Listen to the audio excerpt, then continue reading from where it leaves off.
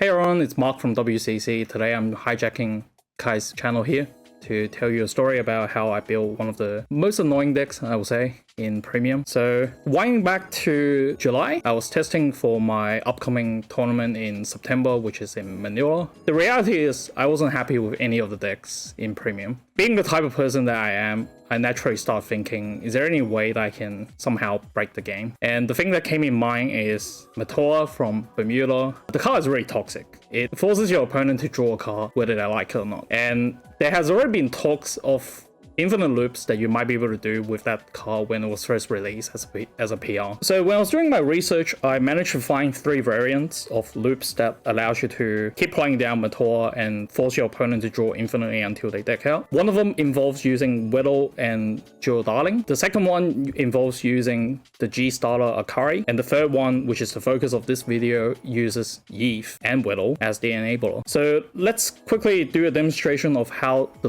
Yeef loop works to give everyone an idea. Alright, so to start off, we want to have a copy of Whittle in our soul, a copy of Whittle in the bin, and one as the last card of the deck.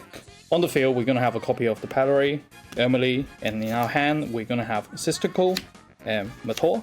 First step, Soul Blast 1 using Emily, retires itself, and then we put back 2 non-grade ones, which in this case is going to be the 2 Whittles. So the deck is going to get shuffled, but it's all 3 copies of Whittle in the deck. And then we're going to play down Sistical, put Emily back to the bottom deck, use Eve to bring out the top card, which is your Whittle. Whittle goes in, bounce Sistical. Next we're going to drop Matoa, Soul Blast out the Whittle that just went in.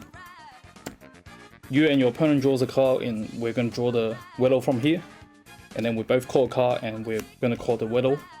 Use the Whittle, put it into Soul, bounce the Matoa, and then we're going to put down Sistical again, put Whittle to bottom deck, use Eve to bring out the Whittle out on the top deck, use the Whittle, return your Sistical back to hand, and second last step, Eve bring out Emily, and use Battery to Soul Blast 1, and now we're back to the very start where we had the 1 Whittle in Soul, 1 Whittle in bin, 1 Whittle as last card of the deck, and the exact same field setup as before. So now that we have seen the loop, the next question is, this is actually probably the harder question, how do we get to that 1 deck state? Usually this is the more difficult problem to resolve for infinite loop decks. So one of the interesting things about Eve is that it's able to call the top card of your deck to a open Vanguard circle on your field. And what that means is if I can somehow empty my field or keep emptying it out, I should be able to call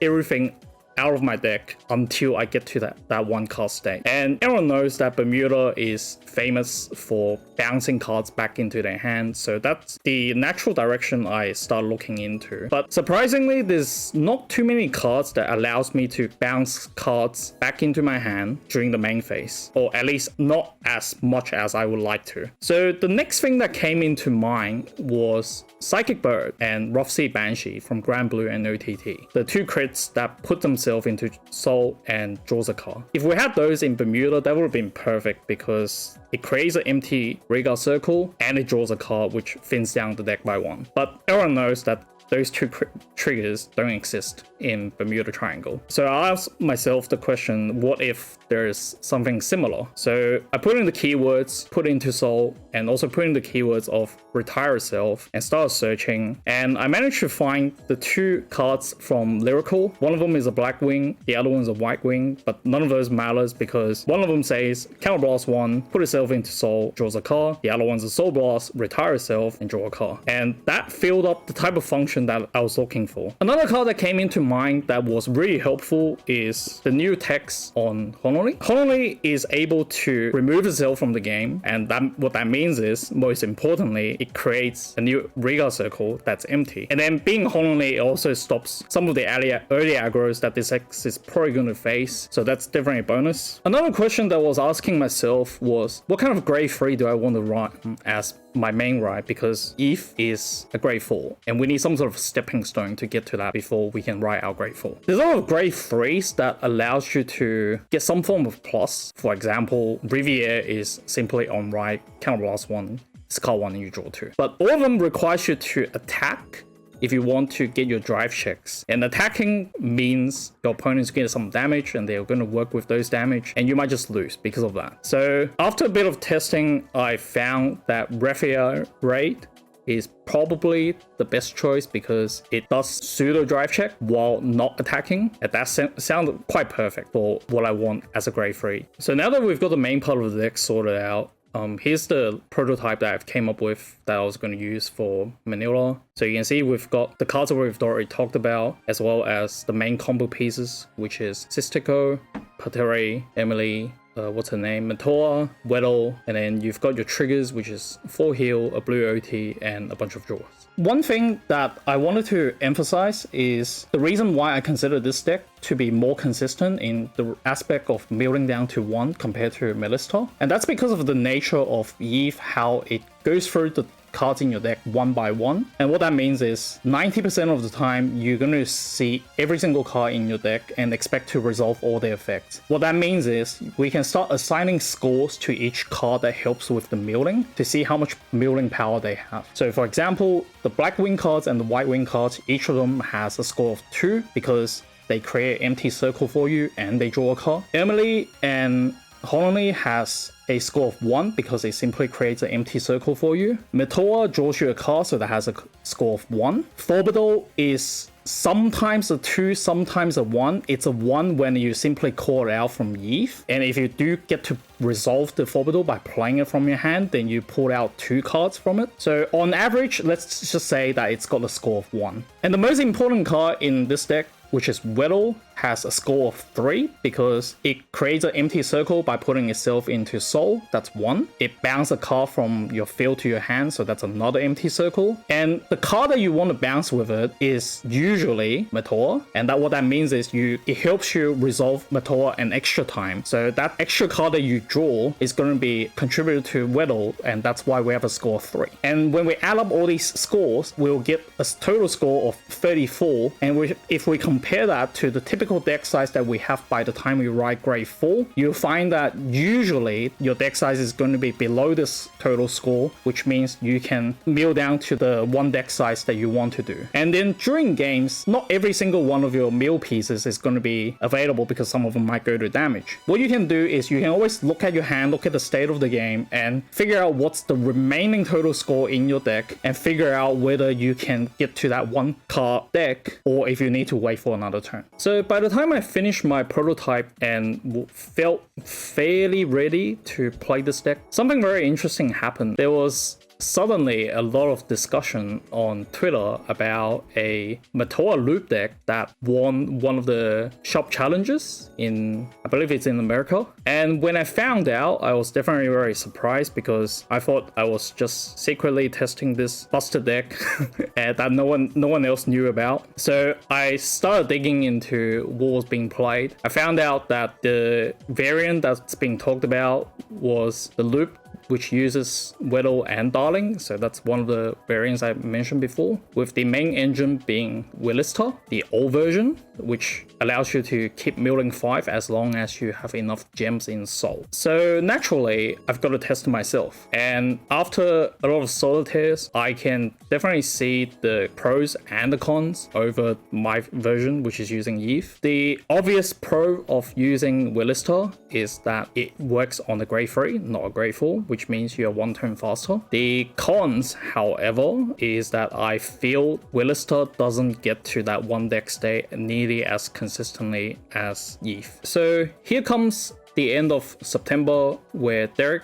and I traveled together to Manila for the very first tournament of our BCS season. Now, prior to Manila, due to the fact that the Melista has won the shop challenge in America, there's been quite a number of people playing in previous BCSs before Manila, but luckily none of them topped, and therefore the amount of information on this deck in general is still relatively unknown. And that's definitely where I want this deck to be, because the less people know about it, the better I can expect it to perform. Now, having said that, I wasn't actually entirely sure whether I wanted to play this deck for Manila. There were other choices, but one of the factors was that when I was talking to Derek, we expected quite a bit of Narukami to be on the field in Manila, and my other choice didn't have too great of a matchup into Narukami. And also the night before with Derek, we naturally played test games, and I was showing him this deck. He was playing his Pale Moon, and out of the games that we play, I won most of them, and he kind of concluded that there wasn't too much he can do against the deck, and he talked me into it, and that's why I decided to simply go with this and hopefully win the tournament. So into the tournament, first round was a buy because I've used my buy cards, so very chill there, just spent another half an hour just looking around. My second round was actually one of the only matchups that I could not remember what I played against, but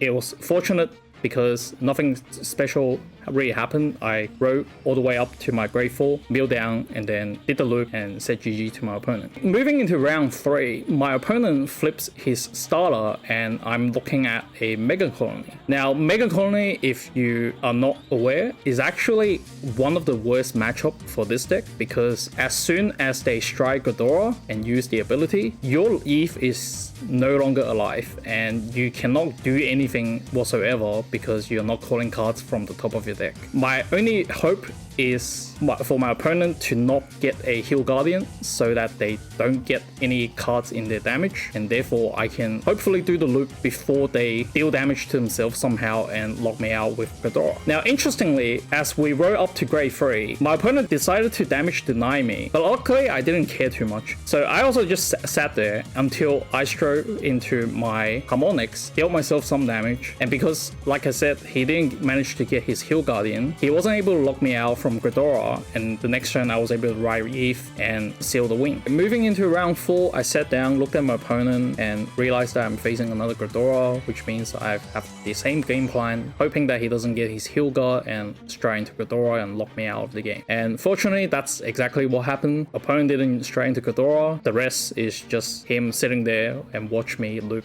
for I don't know how long. And then next round 5, we have a Nubatama, and gotta be honest, that's probably one of the most difficult games I had that day. Even though Nubatama is not particularly aggressive, unlike some of the other decks, the fact that Nubatama forces you to discard a card makes it really annoying to deal with. And in the end, I had just the right amount of cards to keep in my hand after guarding everything from his side to be able to do the loop, and I was able to close that out. Round 6, I'm facing against a Tachikaze, which is definitely quite scary as well because of Excel and the fact that they can restand. They attack, I guarded, survived, did the loop, happy days. Now, by the end of round 6, there's quite a lot of people watching me playing this deck, and there's definitely a lot of attention on myself, which is understandable because the reality is that no one has really played this deck until now. And I am sitting here as undefeated by the end of round 6, and moving into round 7, I'm going to be playing the other undefeated, which is Narukami. And the reality is that there is very little reason for me to play this game because regardless of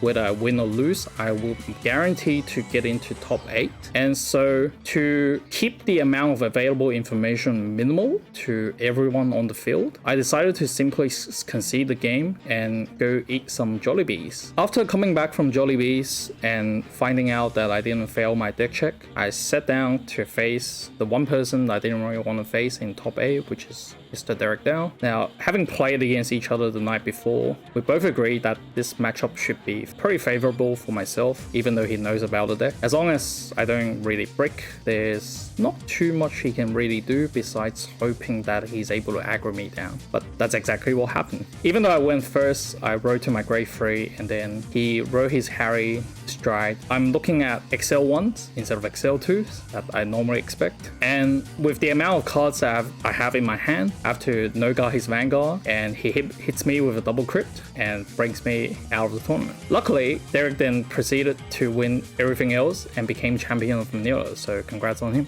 So Manila ended with top 8 for premium, which is not too bad, and I also managed to come second in Wise, so got my invite there, which is nice. It didn't feel satisfactory in terms of what I thought this deck was capable of doing, and I was asking if I want to play the same deck next, which is players in BCS Sydney. The other factor to consider is also that now that I've topped over it, Fuzzy is going to post the deck list up, and then there's naturally going to be tension on the fact that this is being played. Went back, I also made some changes to the deck, took out one of the batteries, took out one of the Emilies, and then I put in a copy of Aqua, put in a copy of Raka, just to give it a bit more consistency in terms of the early game digging to get to the ETH. Now, if we go back to the scoring that I mentioned before, we can see that Aqua bounces a card, draws one, discard one, so that's got a score of 2. Raka sacks itself, creates an empty circle, and then look at up to 2 cards from your deck. So that's going to be a total of 3 cards that you're going to go through with it. And what that means is the total score of the deck has increased, and what that means is I now have some extra wiggle room to use, and I know that I can use some of my milling pieces to instead dig for ETH in the early game and be confident that I can still have enough milling power to get to the 1 card state. So moving to BCS Sydney, my plan was to look at how I go with Premium, because Premium starts earlier than Wise, and I'll make a decision on what I want to do after the first couple of rounds. Round 1 of Sydney, I played against a Narukami. Nothing too dramatic happened there. I managed to ride my ETH and did the loop,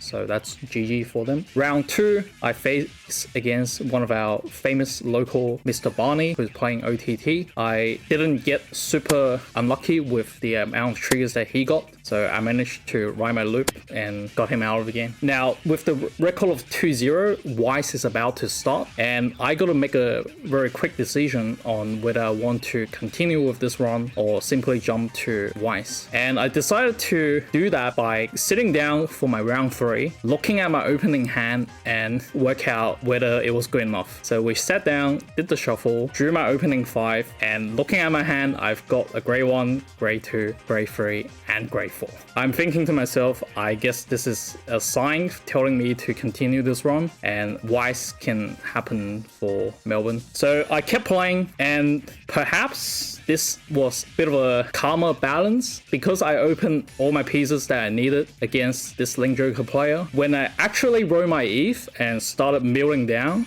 I actually break. So I was about 10 cards away from the very last card in my deck, and my hand just happens to be in a state where I couldn't keep digging, and I had to swing and hope for the best. Now, luckily, because our Link Joker opponent was still on 0 damage, the only thing that he strode into was Glue Ball Avalanche, and that locks 2 of the cards on my field. However, as you might have noticed from the combo demonstration, we only need 3 open circles to be able to do the loop. So after surviving the Glue Ball, I go into my next turn, and this time go all the way to my 1 card deck and finish the loop and won the game. Going into round 4, we have a Aquaforce opponent. This time not as dramatic. He did try to aggro me in the early game, but I was able to defend against it and then ride my ETH, did the loop, and now I'm 4-0 walking into round 5. Round 5, I'm playing against a Narukami.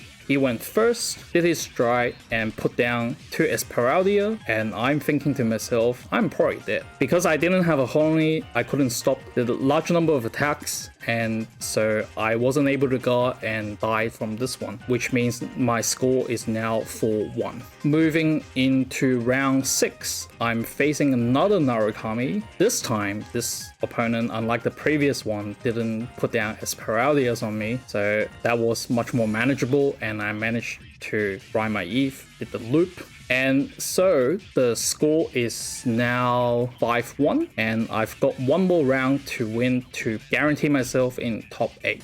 And the opponent that I'm facing in this very last round is Nubatama, and as I mentioned in my Manila run, Nubatama is rather annoying to deal with because of the amount of discards they make you to do. And this time it was extra annoying because he has 2 copies of the PR, which means every time those attack, I'm losing a card card whether I'm guarding or not, and because of that it was just too much to handle and I got killed by Nubatama. I ended Swiss as 5-2 and I am basically sitting there praying that I can make it as an X2. Final standing came around and I looked at it. My resistance is actually much better than I thought it was going to be. I ended up being 6th, which is the top of X2, and that gave us another chance at top 8. Now in top 8, I'm playing against James, one of the old friends from Sydney locals. He was playing Narukami and this match was going to be the feature match on stream. We sat down, he went first, he got to his stride turn, and just like the previous Narukami that I lost to, he also dropped down to Esperalias on me. And if for those who are interested, you can also go back and check out the stream archive from Sydney. You'll see how terribly I died to the amount of pressure that